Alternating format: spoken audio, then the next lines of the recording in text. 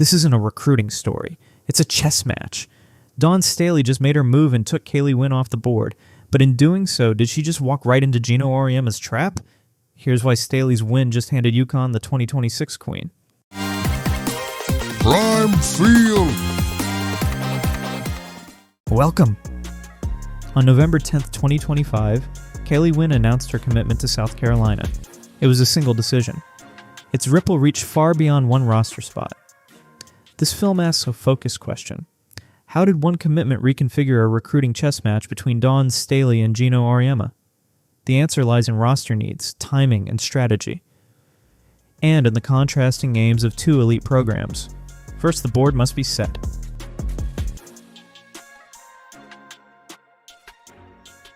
Both South Carolina and UConn occupied the same recruiting terrain for the class of 2026. Kaeli Wynn arrived as a ranked wing, number 17 by ESPN and number 18 by Rivals. She narrowed finalists to South Carolina and Stanford.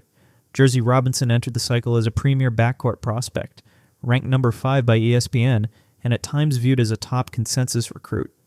Her final list included UConn, South Carolina, and LSU. Official visits and rankings show overlap. Both programs were legitimate suitors for both players. This was not parallel recruiting, it was direct competition. South Carolina was tracking wing and guard prospects from the West Coast. UConn was focused on rebuilding ball handling and playmaking at guard. The stage was established, and timing would prove decisive. Then Staley made her move.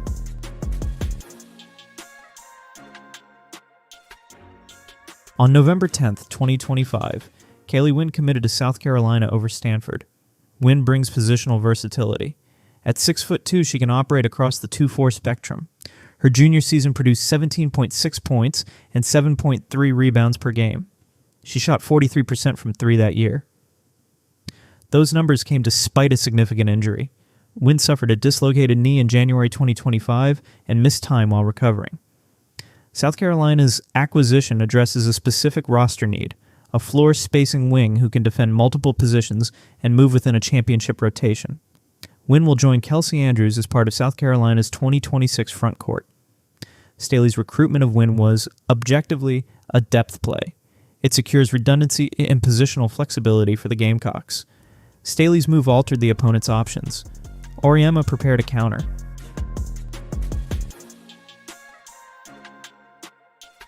UConn's staff faced a changing landscape. The Huskies had added Olivia Vukosa on October 20th. Vukosa is a 6'4" post and the number 3 recruit in the class of 2026. Vukosa's commitment addressed interior needs. It did not resolve the guard vacancy created by departures to the professional ranks. Caitlin Chen left for the WNBA.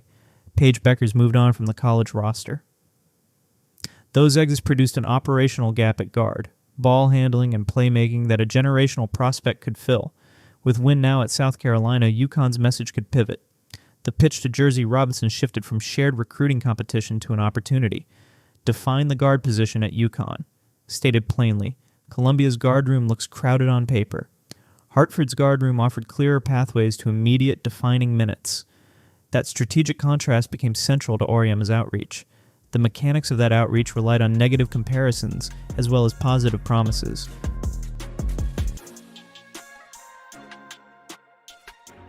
Recruiting is a calculus of fit.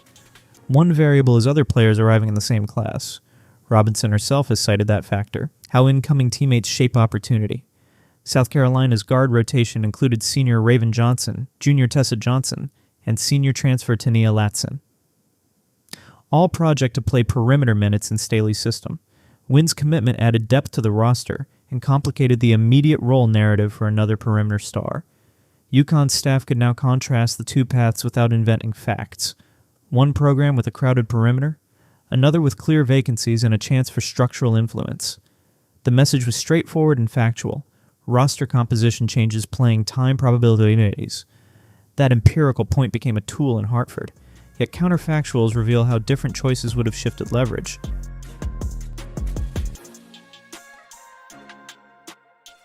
Had Kaeli Wynn chosen Stanford, the calculus changes. South Carolina would have lacked the forward depth Wynn provides. Without Wynn in Columbia, the Gamecocks could have presented a cleaner narrative to Robinson, a primary perimeter prospect with a fast track to influence. UConn would still need backcourt reinforcements, but the competition for Robinson would have been closer to even. Wynn's actual choice removed that symmetry. Her commitment narrowed South Carolina's immediate pitch and clarified UConn's comparative advantage. That narrowing concentrated pressure on one program.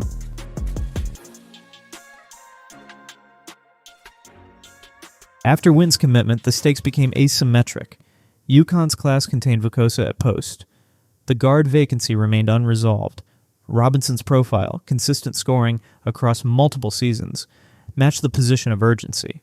Her reported junior year outputs included sustained scoring and rebounding, a pattern of 22.0 PPG and 8.2 RPG as a freshman at Desert Vista, 22.5 PPG and 10.8 RPG as a sophomore, and 27.0 PPG and 10.2 RPG as a junior at Sierra Canyon. Additionally, across the 2025 U19 World Cup, she averaged 7.7 points per game over 6 contests. If Robinson chose elsewhere, LSU, South Carolina, or another program, the immediate consequence for UConn would be tangible. The Huskies would have forgone an opportunity to replace lost ball handling and playmaking in the short term. For Auriemma's staff, the recruitment became a categorical priority. The program's continuity at guard hinged on this single decision. The endgame narrowed to timing and messaging.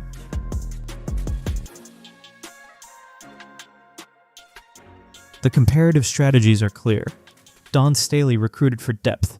Kaeli Wynn's arrival strengthens rotational versatility for 2026 and beyond. Staley's roster now contains added redundancy across the wing and forward spots. Geno Auriemma is recruiting for a superstar to anchor backcourt continuity. Robinson presents the profile that addresses UConn's specific immediate need. Wynn's commitment paradoxically simplified UConn's pitch. It allowed Auriemma to frame opportunity rather than competition. The chessboard has shifted. The endgame now centers on one decisive move from Robinson. The choice will reverberate beyond a single recruiting cycle.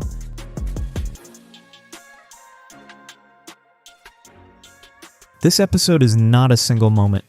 It is a case study in how program-building decisions cascade. One commitment altered comparative narratives, shifted pressure, and reframed priorities. If Robinson elects UConn, Hartford secures a defensive continuity at guard and a narrative of reclamation after recent departures. If Robinson selects South Carolina, Staley will have converted competing pursuits into sustained roster advantage across multiple positions. If she chooses LSU or another destination, the balance of power in the 2026 class disperses. Beyond outcomes, the broader lesson is structural. Recruiting decisions are simultaneously tactical and strategic. They depend on roster composition, timing of commitments, and the measurable variables that shape opportunity, minutes, role clarity, and positional need. The chess match between Staley and Auriemma is ongoing. Wynn's commitment was a calculated move. The counter move rests with Jerzy Robinson. Her forthcoming decision will determine which program gains immediate continuity and which sustains deeper rotational depth. The clock is short. Visits and international obligations compress the timeline. The board is set, and the next move will define this recruiting cycle. Prime Field!